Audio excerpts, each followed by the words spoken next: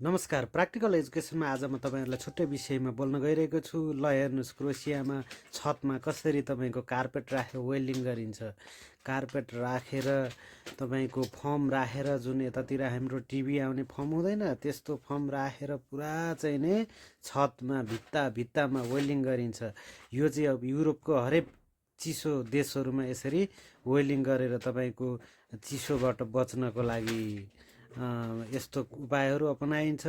र छतमा आँगनमा तपाईँको भित्तामा जो पानी पर्छ त्यहाँ चाहिँ यसरी पुरा चाहिँ नि वेल्डिङ गरेर कार्पेट टाँसेर फर्म टाँसेर प्रोटेक्ट गरेको हुन्छ।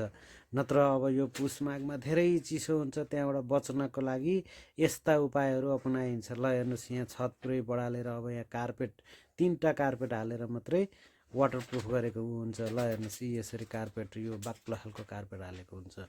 त्यसैले नेपाल एउटा स्वर्ग राम्रो देश हो जहाँ कार्पेट सार्केट केही हाल्नु पर्दैन।